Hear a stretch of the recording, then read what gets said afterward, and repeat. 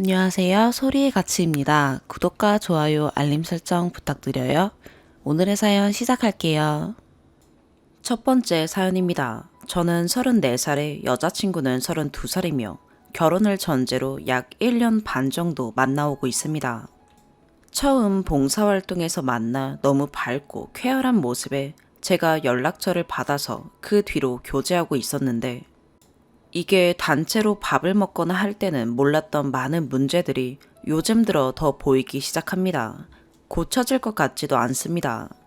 제가 예민하게 구는 건지 아니면 이런 경우에 어떻게 해야 좋을지 답이 나오질 않아서 여러 사람들의 의견을 들어보고자 합니다. 일단 제 여자친구는 입이 매우 짧습니다. 정말 심각하게요. 그냥 일반 떡볶이도 못 먹는 정도의 매운 음식, 회를 제외한 모든 해산물, 향신료를 쓰는 중국 요리, 김치를 베이스로 한 음식, 향이 나는 채소류인 깻잎, 마늘종, 고추 등 카레, 짜장, 짬뽕, 라면, 된장찌개, 미역국, 나물, 해초류 등은 전부 못 먹거나 안 먹는 음식입니다. 좋아하는 음식은 초밥과 치킨, 피자, 파스타, 빵 정도입니다. 그래서 데이트를 하거나 하면 갈 수 있는 곳이 굉장히 한정적입니다. 혹은 가서 유난스럽게 음식들을 고르고 골라내야 먹을 수 있습니다. 여기까지라면 그나마 괜찮은데 문제는 그 와중에 식탐이 강하다는 점입니다. 아니, 이걸 식탐이 강하다고 해야 하는지 아니면 이기적이라고 해야 하는지 좀 애매한 부분이 있긴 한데 보고 판단해 주시면 좋겠습니다. 일단 고급 스시집을 가서 보통 1인당 10만원에서 15만원 선 정도 하는 오마카세를 시키게 되면 양쪽으로 한 종류씩 초밥이 순서대로 나오지 않습니까? 그렇게 되면 주로 이런 식으로 식사를 하게 됩니다. 저는 피조개, 관자, 고등어, 전복, 청어, 우니, 오징어, 카이센동이나 해산물류가 들어간 모든 요리류 2개씩, 여자친구는 광어 뱃살, 학꽁치, 도미, 참치 적신, 여기부터 회만, 참치 대뱃살, 참치 중뱃살, 새우튀김 2개씩. 저도 참치 좋아합니다. 광어도 좋아해요. 근데 못 먹는 스시는 전부 제 쪽으로 넘겨주고 본인은 딱 먹을 수 있는 것들만 가져갑니다. 심지어 10개 정도 먹은 후부터는 배가 부르다고 회만 살짝 건져 먹고 남은 밥을 장국통에 몰래 숨깁니다. 근데 그게 숨긴다고 숨겨지나요? 셰프분들 눈총 받을 때도 많고 스시 말고 사시미로만 드릴까요? 하고 여쭤보실 때도 있는데 그럴 때마다 많이 민망합니다. 보통 처음에 못 드시는 종류 있으시냐고 물어보면 다 괜찮다고 달라고 한 다음에 저랑 다 바꿔서 먹습니다. 저는 177에 65kg로 평균 체중에 딱 보통 사람만큼만 먹는데 저렇게 스시집을 한번 가게 되면 보통 정말 식도까지 꾸역꾸역 밀어넣어야 하는 정도가 됩니다. 먹고 나면 맛있다가 아니라 불쾌해서 배불러를 연발하는 상태가 되는 게 한두 번이 아니고요. 그래서 오마카세 말고 단품으로 주문할 수 있는 스시집이나 광어, 연어만 먹을 수 있는 곳을 가려고 하면 또 그런 것들은 대접받는 느낌이 안 들어서 별로라고 합니다. 많이 먹지도 못하는데 가장 맛있는 것만을 먹고 싶다고 합니다. 차라리 엄청나게 먹어대면 또 모르겠는데 욕심 부린 만큼의 반의 반도 못 먹는 상태로 늘 저만 고통받는 상황입니다. 레스토랑을 가게 되면 보통 2인 커플이라면 파스타 하나, 리조또 하나, 샐러드나 피자 등 이런 식으로 많이 시키지 않나요? 그리고 저희는 저렇게 시키게 되면 제가 1.4인분, 여자친구가 0.6인분을 먹습니다. 그러면 배가 좀 부르지만 딱 좋은 정도가 되는데 문제는 보통 가게 되면 메뉴 선택을 할 때부터 저에게 선택권은 없습니다. 크림 파스타 하나, 로제 리조또 하나, 피자 하나, 샐러드 하나, 사이드 디시 하나, 윙이나 감튀 등 에이드 2개를 시키고 본인은 음식이 나오기 전에 에이드를 거의 다 마시고 파스타 2젓가락, 리조또 3스푼, 피자 한두 조각, 샐러드 약간, 사이드 디쉬 2~3 조각을 먹고 숟가락을 내려놓습니다. 그러면 저는 피자나 사이드 디쉬는 먹는 것을 애초에 포기하고 샐러드, 리조또와 파스타만 먹게 됩니다. 왜냐면 피자나 사이드 디쉬는 남을 경우 포장이라도 되기 때문이죠. 그래서 보통 식사를 하게 되면 전체 주문한 양의 3분의 1 이상은 무조건 남는다고 봐야 합니다. 포장이라도 되는 경우에는 그나마 괜찮은 편인데 국물이나 면, 볶음 요리 등의 메뉴를 먹게 되면 대부분이 음식물 쓰레기가 되고 맙니다. 또 다른 문제는 저렇게 먹고 난 뒤에 카페를 가게 되면 저는 커피나 차 종류를 주로 시키고 여자친구는 스무디나 에이드류를 시킵니다. 그리고 디저트류를 2개 이상 주문합니다. 카페를 가게 되면 녹차 스무디, 아이스 아메리카노, 롤케이크 1조각, 아이스크림 1개 이런 식으로 주문하는데 저는 단 것을 별로 안 좋아하는 편이라서 케이크는 손도 안 대고 아이스크림은 1~2스푼 정도 떠먹는 정도입니다. 그러면 여자친구는 스무디 3분의 1, 롤케이크 3분의 1, 아이스크림 3분의 1을 먹습니다. 남는 음식은 저에게 먹어달라고 조르거나 버리게 되고요. 그리고 저는 안 가리고 잘 먹는 편이지만 이제는 초밥과 파스타에 너무 물려서 한식이나 매운 음식이 먹고 싶은데 그러지도 못합니다.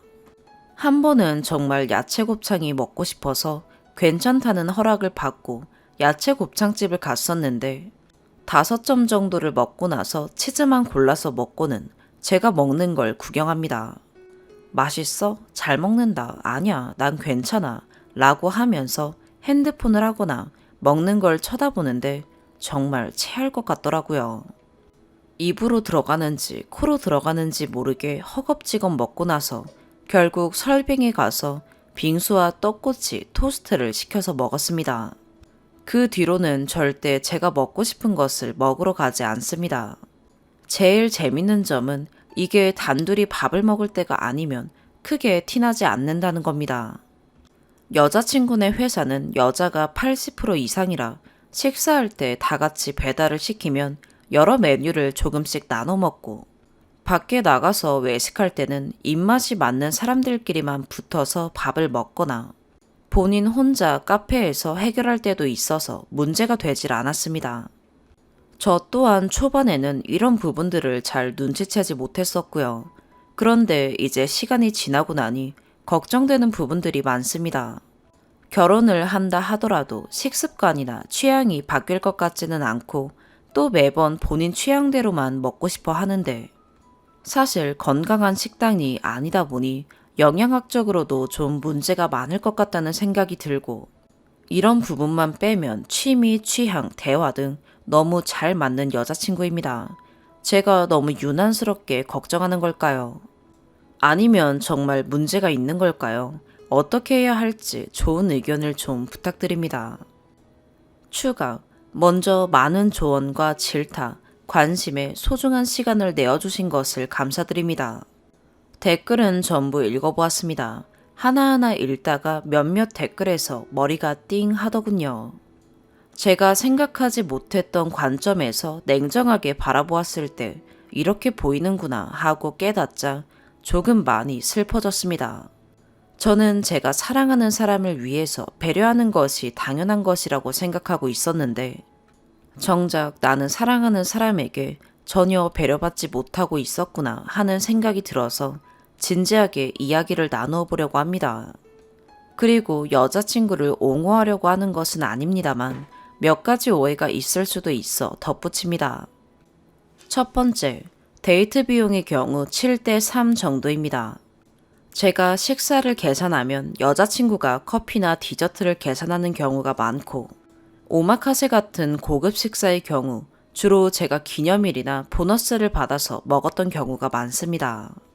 데이트 비용의 경우 수입의 차이가 있어 그런 것이지 여자친구가 돈을 안 쓰는 그런 것은 아니었습니다. 두 번째, 집에서는 주로 빵만 먹습니다. 빵이나 곤약면, 과자, 초콜릿 등을 먹거나 파스타 등을 배달시켜 먹습니다. 여자친구의 부모님은 두 분 모두 맞벌이인 관계로 어릴 때부터 집에 빵, 과자 등을 많이 사다 주셨는데 조금씩 뜯어서 여러 종류를 먹는 버릇을 그때부터 가지게 되지 않았나 싶습니다. 세 번째, 먹는 것을 제외하고는 저에게 금전 요구, 고액의 선물 등을 바라거나 한 적도 없습니다. 직접 만들어준 테라리움 화분 하나에도 엄청나게 좋아하는 그런 사람입니다. 오로지 먹는 것 하나에만 이상할 정도로 저런 모습을 보이기에 고민한 것이지. 저를 호구 취급하며 빨대를 꽂는 그런 사람이었다면 저도 이렇게까지 길게 관계를 유지하지 못했을 것입니다. 네 번째, 정말 먹는 것 딱 하나만을 빼면 여자친구는 정말 좋은 사람입니다. 감성이 풍부하고 사람을 좋아하고 밝고 쾌활하고 대화나 생각도 잘 통하는 배려심 많은 그런 사람입니다. 제가 고민했던 부분은 어릴 때부터 제대로 잡혀있지 않은 저 식습관이라는 부분이 고쳐질 수 있는 부분일까 라는 점이었습니다. 저도 결혼을 하게 되거나 하면 지금 저 상태를 유지해서는 절대 안 되는 부분이라는 것에 대해서는 100번 동감합니다. 먹는 것에 있어서만 비이성적으로 집착하는 것 같아 조심하고 있었던 부분도 있습니다. 이 문제에 대해서 오늘 한번 진지하게 대화해 보겠습니다. 고쳐질 수 있는 부분이라면 같이 노력하면 될 것이고, 그렇지 않다면 저도 어쩔 수 없는 부분이겠죠. 상황이 정리된다면 다시 말씀드리겠습니다. 다시 한번 여러 의견들과 저를 걱정 및 질타해 주신 모든 분들께 진심으로 감사드립니다. 두 번째 추가. 일주일 정도 전쯤에 입 짧은 여자친구로 글을 썼던 사람입니다. 일단 많은 분들의 조언과 질타 등등에 정신을 좀 많이 차렸습니다. 감사합니다. 결론부터 말씀드리면 어제부로 각자의 길을 가기로 결정하였습니다. 많은 대화와 눈물 등등이 있었고 결과적으로는 서로 합의할 수 없는 선에서 도돌이표처럼 반복되는 듯하여 이렇게 정리하게 되었습니다. 서로 의견이 일치하지 않은 부분들은 다음과 같습니다. 첫 번째, 결혼 후의 식사 문제.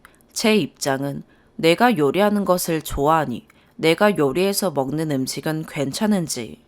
다만 양쪽 입맛에 맞춰 식사를 2번 준비하기는 번거로우니 이때는 같이 준비해서 일을 분담하는 것이 어떤지이고, 여자친구 입장은 반찬이나 식사까지 다 조리해서 배달해주는 곳이 많다. 본인도 데우거나 조리하는 정도까지는 괜찮다. 본인이 싫어하는 음식의 경우 조리를 하더라도 맛이 있는지 알 수 없기 때문에 그렇게 하겠다.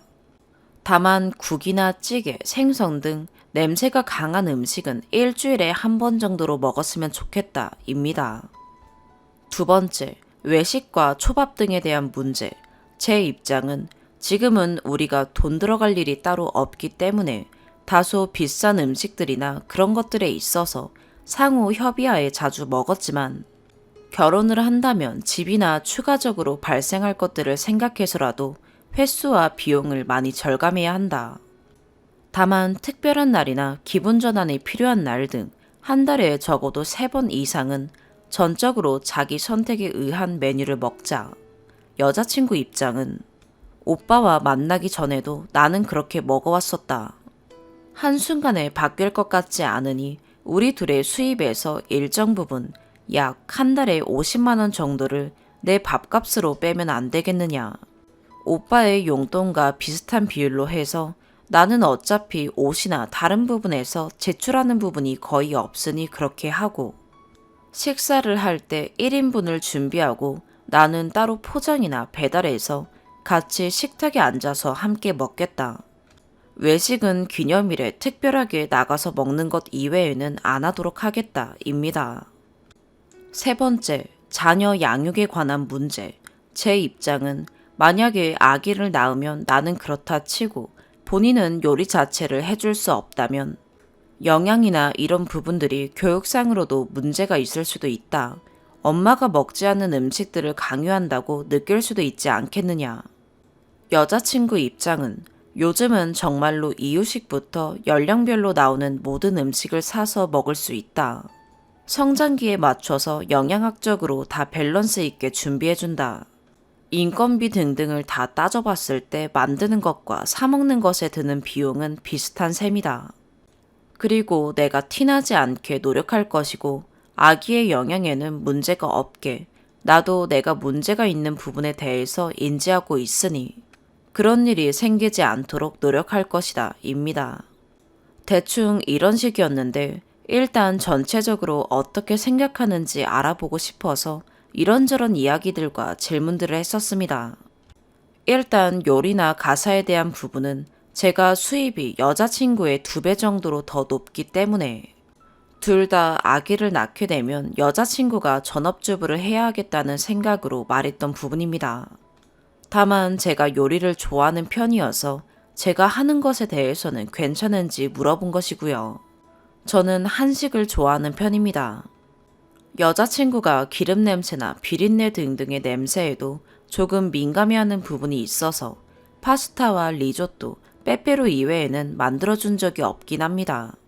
결론적으로는 서로의 의견에 대해서 일치하는 부분이 하나도 없었고 마지노선이라고 생각한 방법 또한 납득하기 어려운 수준으로 판단되어 이렇게 결정하게 되었고 정리되었습니다. 말이 길어졌는데 아무튼 위의 이유로 헤어지려고 했을 때 여자친구의 반응은 왜 여태껏 아무 말도 없다가 갑자기 이런 식으로 문제를 삼느냐? 왜 불편했을 때 불편하다고 말하지 않았느냐? 나는 오빠가 아무 문제 없이 잘 지내고 있다고 생각했는데 왜 이렇게 감정이 골마 터지고 나서야 이렇게 이야기를 해서 내가 바꾸거나 노력할 시간조차 주지 않느냐? 라고 했습니다. 저 말에 저도 잘못이 많이 있다고 생각했습니다. 콩깍지가 씌어서든 배려여서든 이런 식으로 이별이 오기 전에 서로 조율을 했었어야 했는데 말이죠. 마음이 굉장히 씁쓸하면서도 허전하네요. 다시 한번 조언해주신 모든 분들께 진심으로 감사드립니다. 좋은 일들만 가득하시기를 바랍니다. 2번째 사연입니다. 30대 초반 여성입니다. 제 입으로 말하긴 민망하지만 인터넷 익명 사이트니 적어봐요. 저는 사람들이 흔히 말하는 부잣집 딸입니다. 적으면서도 괜스레 민망한데 양해 부탁드려요. 얼마나 부잣집이냐면 한 달 카드를 한도 몇천만 원짜리를 받아서 써요. 자랑글도 아니고 부잣집이란 단어 어감을 제가 쓰는 게 민망한데 제 이야기를 표현하고 싶어서 그러니 이해해주세요. 카드 몇천만 원을 매번 다 쓰는 건 아니고 그 정도로 써도 용돈일 만큼 집이 잘 살아요. 부모님은 많이 베풀고 사시고요. 제가 그런 모습을 어릴 때부터 접해서 그런지 나눔에 거리낌 없고 저도 많이 베풀고 살아요. 근데 요즘은 제가 많이 호구인가 라는 생각과 세상에 현타 같은 게 왔습니다. 돈이 많아도 저처럼 사는지 돈이 많으면 저처럼 그래야 되는지 궁금합니다. 결혼을 전제로 만나는 남친이 있는데 저에게 세상 물정을 모른다고 합니다. 저는 백화점 가면 비싼 옷도 제멋대로 사요. 수입 명품 의류 좋아합니다. 비싼 거라고 꼭 오래 입지도 않고 디자인이 독특해서 몇 번 입고 그럽니다. 자기 만족이 커요. 작년 가을엔 남친 만난다고 즉흥적으로 가볍게 블라우스 한 개 70만 원, 치마 100만 원, 자켓 170만 원가량 쇼핑을 했는데 남친이랑 데이트하던 중에 어떤 매장에서 저랑 비슷한 자켓을 8만 원쯤에 판다고 걸린 것을 봤어요. 소재는 다르겠지만 똑같은 디자인과 색감이라 남친이랑 같이 보고 놀랐습니다. 저보고 돈 낭비했다고 하면서요. 그때부터 제가 돈 쓰는 패턴에 관심을 갖는데 남친의 결론은 제가 돈을 막 쓴다고 합니다. 남친은 저처럼 부잣집은 아니고 열심히 공부하고 평범한 가정에서 자라왔어요. 저는 친구들을 만날 때도 다 제가 밥 사요. 남친은 그런 제 모습에 속상하기도 하대요. 호텔 뷔페 10만 원 넘는 거 제 친구 3명 데려가서 3명의 밥값을 제가 다 냈습니다. 이게 한두 번이 아니라 익숙해요. 그래서 제 친구들도 받는 게 익숙한가 봐요. 그 중에 한 친구는 대놓고 저에게 매번 받아먹습니다. 오죽했으면 내가 이 친구에게 전생에 빚을 지었나, 그래서 갚으려고 돈 쓰나, 이렇게 위안 삼을 정도로 늘 제가 매번 밥을 삽니다. 그게 저는 편하기도 하고 좋기도 해요. 돈 많으면 돈 있는 사람이 쓰는 거죠. 그렇게 생각하고 매번 친구들 밥 사주고 또 친구들한테 싼 거 사주긴 싫어서 매번 비싼 밥만 비싸고 좋은 스테이크 집이나 호텔 뷔페나 레스토랑을 가서 매번 밥값 몇십만 원 깨집니다. 그렇게 돈 써도 고맙단 말도 제대로 못 들어봤고 별다른 보답도 못 받아봤어요. 아, 명품 선물 해줬을 때는 고맙다고 합니다. 작년에 친구 생일에는 부담 안 가게 몇십만 원짜리 명품을 선물해줬는데 저는 생일 선물도 못 받았어요. 그때 남친이랑 여행 중이라 연락을 잘 못했거든요. 생일이라고 알리지를 않았더니 축하를 안 해주더라고요. 귀찮아서 그냥 넘어갔어요. 이렇게 기브앤테이크가 안 되는데도 매번 누군가에게 뭐 사줄까 고민을 하며 또 돈을 써요. 근데 제 남친은 부담스럽다고 돈 절대 못 쓰게 하고요. 남친이 바쁘거나 점심시간엔 매번 제가 비싼 곳에서 친구들과 밥 먹으니 개모임이라도 하나 더치페이 하겠지 사이 좋구나 생각했대요. 근데 제가 아무렇지도 않게 그거 다 내가 사는 거라고. 매번 그랬다는 말에 문제가 있는 것 같다고 해요. 몇 년 동안 그랬으니까요.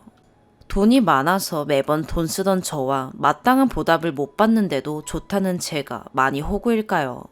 보답을 바라고 돈 쓴 게 아니라서 저는 괜찮아요. 근데 남자친구의 반응도 그렇고 또 저에게 매번 봤던 친구들의 마음이 정말 저를 물주, 호구로 삼은 거라면 그냥 좀 씁쓸할 것 같아요. 어릴 때부터 외제차를 타고 다녔는데 돈 보고 접근하거나 돈 뜯어가려는 사람들도 있었고 질투도 여러 번 당해봐서 주변에 사람을 잘 안 두기도 하고 남아있는 친구들에게 돈 계산 안 하고 그냥 써요. 친구인데 비싼 밥값과 비싼 선물쯤은 제가 매번 퍼줘도 괜찮은 걸까요? 이런 경우도 호구인 걸까요? 근데 제가 돈이 많으니 난 돈 많아서 괜찮아 라고 위안 삼고 베푸는 게 좋아서 그런 건데 아무 대가 없이 돈 쓰는 게 좋고 편해서 그런 건데 잘못된 걸까요? 아무리 돈이 많아도요, 호구인가요? 제가 친구에게 돈 쓰는 게 좋아도요. 헷갈려요. 모르겠습니다. 추가. 좋은 의견 달아주신 분들은 감사합니다. 그런데 저의 상황을 읽고 무턱대고 돈 관리 못한다, 경제관념 없다, 부잣집은 안 그런다 이러시는데 우선 이 부분 많은 분들이 이해 못하시네요. 평범한 사람들의 기준과 일반 중산층 분들의 입장에선 제가 돈 쓰는 방식이 사치일 수도 흥청망청 쓰는 걸 수도 있습니다. 그런데 경제관념 없다 이 부분은 짚고 넘어가야겠어요. 월 200버는 가정에서 용돈 50만 원 받고 매달 그렇게 다 쓰면 경제적이고 알뜰한 거고 월 2억 버는 가정에서 용돈 2천만 원 받고 매달 다 쓰면 경제관념이 없는 건가요? 오히려 용돈 매달 2천만 원 받고 다 쓰는 사람이 더 경제적이에요. 부자들은 돈 그렇게 안 쓴다 여러 의견들을 보니 본인들 월 200번은 잣대에 대입하신 것 같아 답답합니다. 부자들은 더 써요. 아는 언니는 카지노에서 하루에 몇 억씩도 쓰고요. 하루에 1억 잃고도 재밌는 게임 했다고 잘 논다고 이러고 놀아요. 그리고 제 수준에 맞는 주변 지인들 여럿 있습니다. 그런데 판에서 여기 글 쓸 때는 제가 호구인가 고민이니 매일 얻어먹는 친구의 상황만 이야기를 쓴 것이고요.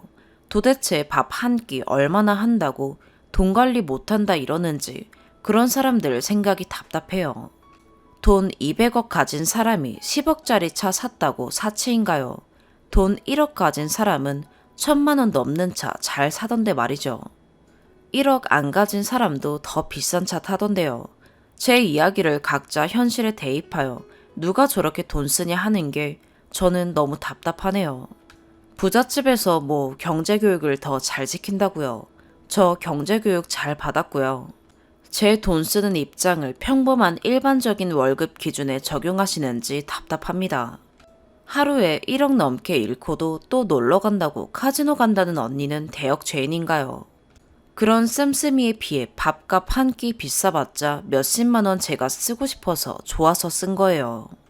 그저 부모님이 버시는 돈 중에 남는 돈, 제가 부모님 일 도와드리고 용돈 겸 받는 돈이 그것이고, 한도 몇천만 원짜리 카드는 제가 독립해서 살기도 하고 부모님이 남는 돈 딸을 하고 싶은 거 하라고, 좋은 거 먹고 싶은 거 먹으라고 주신 겁니다.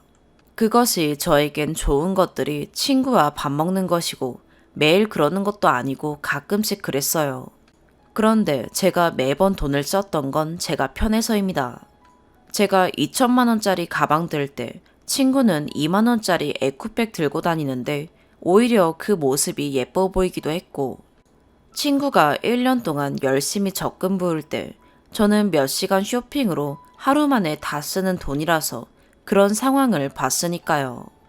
제가 돈 쓰는 게 좋았고 편해서 계속 쓴 겁니다. 제가 저의 상황을 일부분만 적은 것이기에 일부분만 보고 오해하시는 것 같기도 해요. 그럴 수밖에 없겠죠. 타인은 저를 모르고 제 상황 일부분만 적은 것이니까요. 저에게 매번 얻어먹는 친구는 제가 힘들 때도 곁에 있어준 친구입니다. 다만 짠순이에 구두쇠 같다는 점이 있지만요.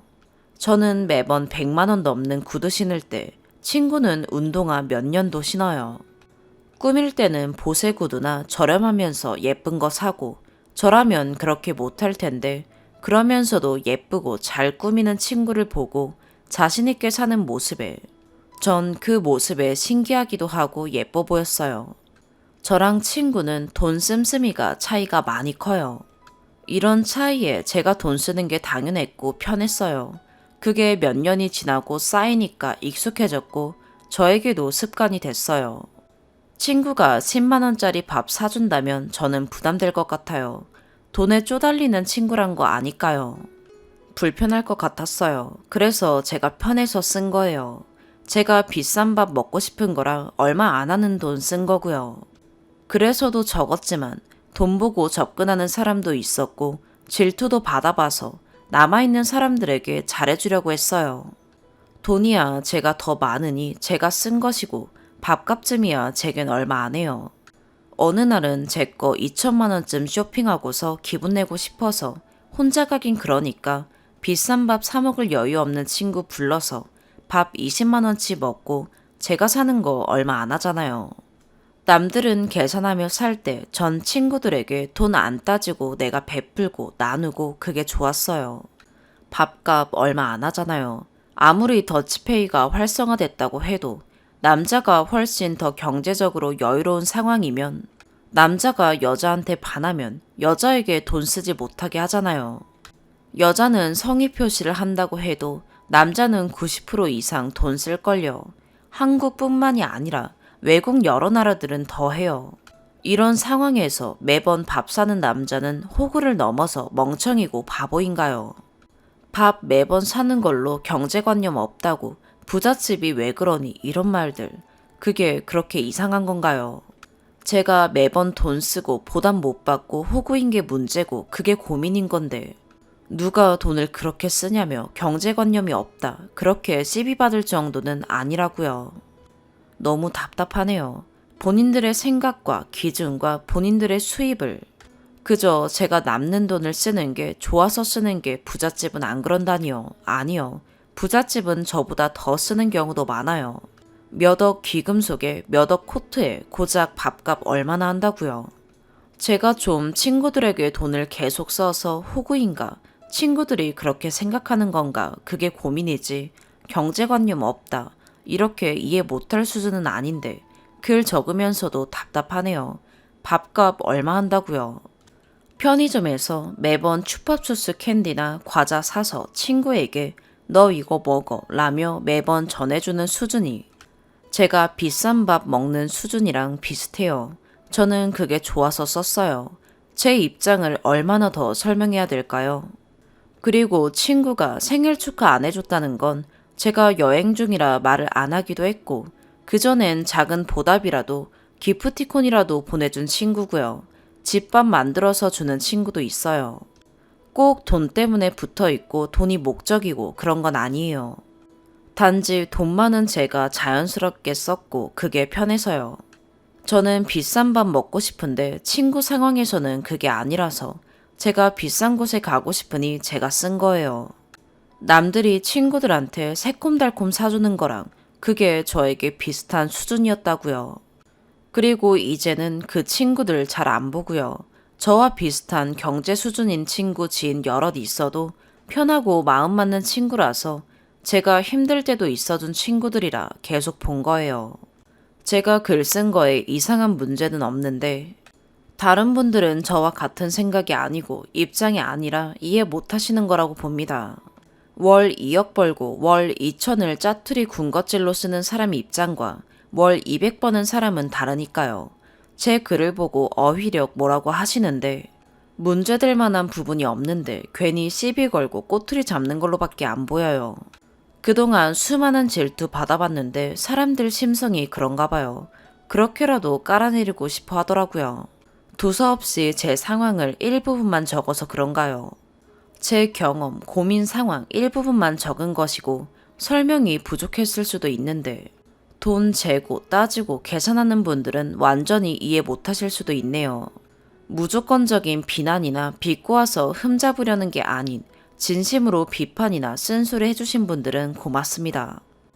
세 번째 사연입니다. 30대 초반 여자입니다. 남동생이 몇 달 전 결혼을 했는데 어머니 모시는 문제로 한참 지지부진하게 시간을 끌고 있어서 어떻게 해야 할지 글을 올립니다. 저는 아직 미혼이며 제 남동생은 지금 20대 후반이고 저와는 3살 차이가 납니다. 저희 아빠가 저 고등학생, 남동생 중학생 때 일찍 돌아가시고 엄마가 저희 둘을 혼자 키우셨어요.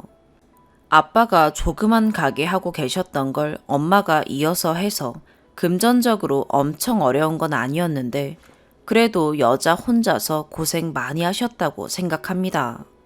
아빠 계실 땐 안 그랬는데 아빠 그렇게 되신 후로 엄마가 힘드셔서 그런지 제 동생을 엄청나게 아끼면서 챙기면서 키웠고 큰딸인 저한테는 여러모로 요구하는 것도 많았고 의지도 많이 하셨습니다. 솔직히 이거 관련된 얘기도 정말 많은데 다 하자면 끝도 없고 그냥 한 가지만 얘기하자면 대학 1학년인 제가 방학 내내 알바해서 벌어온 돈을 엄마가 힘들다고 해서 다 드렸더니 고등학생 동생한테 전부 용돈으로 줬던 적이 있어요. 대충 그런 일들이 여러 번 있었고요. 이건 중요한 얘기는 아니니까 대충 넘어가고 중요한 건 엄마가 동생을 그렇게 부족함 없이 키우려고 저까지 고생시켜가며 정말 애쓰셨다는 소리예요. 저는 엄마가 밉진 않고 그냥 불쌍합니다. 애증인 것 같기도 해요. 그런 동생이 작년에 결혼을 했어요. 문제는 돈이었는데 제 동생이 시험 준비를 했지만 결국 안 됐고 그냥 회사를 다닙니다. 그러다 보니 거의 사회 초년생이나 마찬가지여서 결혼 자금이 전혀 없었습니다. 그것 때문에 저나 엄마도 조금 천천히 결혼하는 게 좋지 않겠냐고 했는데 이유는 잘 모르겠지만 올케네 집 쪽에서는 결혼을 서두르는 상황이었고 제 남동생은 이 여자 아니면 절대 안 된다고 결혼 못하면 차라리 생을 마감한다며 난리를 치고 식음을 전폐하고 집안을 뒤집어 엎고 아무튼 그래서 저는 살든 말든 냅두라고 했는데 엄마는 귀하게 키운 아들이 그러고 있는 게 너무 안쓰럽고 그랬나 봐요. 그전부터 엄마가 무릎이 아프셔서 가게를 정리할지 말지 고민하는 상황이셨어서 결국 엄마가 가게랑 지금 사는 집까지 다 정리해서 그 돈을 동생한테 주는 대신 동생이 엄마를 모시고 살기로 했어요. 저는 가게는 몰라도 집은 그냥 냅두라고 반대했는데 가게가 작은 동네 가게라 돈이 얼마 안 돼서 동생이 그 돈 갖고는 택도 없고 어쩌고 했다나 봐요. 어쨌든 엄마가 준 돈으로 동생네는 대출 없이 꽤 깔끔한 방 3개짜리 아파트 전세를 구했어요. 지방이라 집값이 많이 안 비쌉니다. 대신 동생이 어머니 모시는 것만큼은 확실히 하기로 하고 돈 줄 때 올케도 불러서 그거 확인 제대로 받아둬야 한다고 엄마한테 말했는데 그런 거 말 못하겠다 하시길래 제가 결혼 전에 따로 둘 불러서 밥 사주면서 어머니 모셔야 하는 거 알고 있냐고 확인도 받았습니다. 올케는 웃으면서 네 알죠 했고요. 이만큼 썼으면 다들 눈치채셨을 것 같은데 집을 미리 팔아버려서 엄마는 작은 삼촌네에서 잠깐 신세지는 상황이셨고 식 올리고 동생네 살기 시작하면 들어가기로 되어 있었는데 동생이 갑자기 신혼이니까 삼촌네에서 한 달만 더 계시라고 통보식으로 엄마한테 말을 했다고 하더라고요. 저는 이때부터 느낌이 쎄했어요. 너 약속한 거랑 말이 다르다고 제가 뭐라고 했는데 누가 안 모신다고 했냐고 적반하장으로 나오면서 아무리 그래도 신혼이 어쩌고 하고 엄마도 또 저한테 너 동생한테 그러지 좀 말라고 하셔서 그냥 알아서 하시라고 신경 끄고 있었는데 2달이 되도록 언제 모셔간다는 말도 없습니다. 여전히 엄마는 삼촌네에서 눈칫밥 먹고 계시고요. 이미 이사랑 다 했는데 조금만 더 자리 잡히면 알아서 엄마 모셔가겠다던 동생은 지난주에 갑자기 타협하자면서 자기랑 저랑 번갈아 가면서 모시자는 개소리를 하길래 욕하고 끊었고요. 참고로 저는 대학 장학금 전부 받고 다녔고 용돈도 제가 벌어 썼으며 독립할 때도 엄마한테 손 벌린 적 없고 20살 이후로 엄마한테 받은 거 없습니다. 오히려 동생 시험 준비하는 동안 엄마 다리 수술 한번 하셨는데 그 돈도 제가 다 냈습니다. 동생이 된다는 핑계라는 게 자기 부인이 반대한다. 엄마랑 같이 어떻게 평생 사냐고 했다. 이런 소리라 올케한테 전화도 하고 문자도 보내봤는데 아예 씹는 게 제 생각엔 저를 차단한 것 같아요. 엄마랑 같이 못 살겠으면 받아갔던 돈을 다 뱉던가 아니면 지금 사는 그 집 엄마 돈으로 다 한 거니까 너희 부부가 방을 빼고 엄마 사시라고 해도 그냥 상황이 어쩌고 하면서 회피하기만 합니다. 삼촌네도 아주 넉넉한 편은 아니고 딸들이랑 살고 계셔서 엄마가 언제까지 계실 수도 없고요. 저희 집에서 계시기에는 좁아서 불편하기도 한데다가 솔직히 제가 왜 그래야 하는지도 모르겠어요. 저는 상황이고 나발이고 당연히 약속대로 동생이 모시는 게 맞다고 생각해요. 엄마한테도 이제 어쩔 거냐 내가 확실히 하랬지 집은 주지 말랬지 말했는데 엄마는 그냥 네 동생이 조금만 더 기다리라는데 곧 연락 주겠지 어떻게 하겠지 이러고 계신 상태고요. 그냥 다짜고짜 짐 싸서 들어가라고 했는데 그것도 못 하시겠대요. 엄청 우울해 하시면서도 저보고 동생 욕하지 말래요. 속 터져서 미치겠어요. 삼촌네 딸, 제 사촌들은 다 순에 빠졌고 제 동생 원래 그렇게 무책임한 것도 알아서 저한테 그냥 언니 오빠가 뭐래 고모 안 모셔간대 하고 마는데 제가 쪽팔리고 미안해서 미칠 것 같아요. 엄마가 불쌍하기도 한데 그것보다도 동생이 너무 괘씸해서 저는 동생을 꼭 어떻게 하고 싶은데요. 엄마가 가만히 계시는 상황에서 제가 할 수 있는 일이 뭐가 있을까요? 찾아보니 부양 의무, 불이행 소송 어쩌고 그런 것도 있던데 이건 엄마가 걸어야 하는 거겠죠. 맘 같아선 동생네 회사에 찾아가서 엄마 등골 빼먹고 내팽개친 불효자식 새끼라고 개망신을 주든 지금 사는 아파트 앞에 몇 동 몇 호 부부가 우리 엄마 돈 가져가 놓고 나몰라라 한다고 현수막을 걸든 뭐라도 하고 싶어요. 추가, 생각보다 많은 댓글이 달렸네요. 의견 달아주셔서 감사하고 답답하게 만들어서 죄송합니다.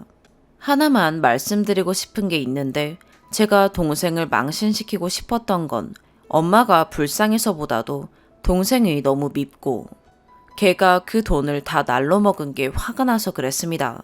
엄마는 자식 잘못 키운 죄 받는다고 쳐도 동생은 엄마 등쳐먹고 돈 정부 챙기는 거니까 그게 화나서요. 저 어영부영 제가 엄마 모실 생각만큼은 절대 없습니다. 그 부분을 제일 답답해 하시는 것 같은데 그것만은 안심하셔도 좋을 것 같아요. 제가 사는 곳이 동생네 삼촌네랑은 지역이 아예 달라서 엄마가 무턱대고 오진 못하실 거라고 생각합니다만 오려면 오실 수도 있겠죠. 그래도 안 받아줄 겁니다. 많이 걱정해 주셔서 감사하고 꼭 새기면서 마음 단단히 먹을게요. 그리고 오래 사귄 남자친구도 있고 돈도 어느 정도 모으고 있습니다. 엄마 수술비 내드렸던 건 솔직히 지금은 후회되긴 하는데 그땐 제가 어려서 마음이 약하기도 했고 마음으로 이게 집에 쓰는 돈 마지막이라고 생각하고 냈습니다. 그 마음 지키면서 살려고 해요. 아주 연을 끊으라는 말씀도 많이 해주셨는데 그건 당장 할 건 아닌 것 같고 진지하게 고민해봐야 할 것 같아요. 지금은 끊는 쪽으로 마음이 기울긴 했습니다. 그냥 저는 엄마가 불쌍했던 건 맞는 것 같아요. 아빠가 너무 갑자기 돌아가시고 엄마 혼자 밤에 우시거나 그런 모습들을 너무 많이 봐서 받은 것도 없는데 왠지 마음속에 빚이 있었고 늘 안타깝다고 생각했어요. 하지만 엄마 혼자 믿는 도끼에 발등 찍히신 건데 어쩌겠어요. 이제 더는 신경 안 쓰고 참견도 안 하고 현명하게 손해 안 보면서 살도록 할게요. 다들 조언 감사합니다. 잘 새기겠습니다. 오늘의 사연 여기까지입니다. 구독과 좋아요, 알림 설정 부탁드려요. 시청해주셔서 감사합니다.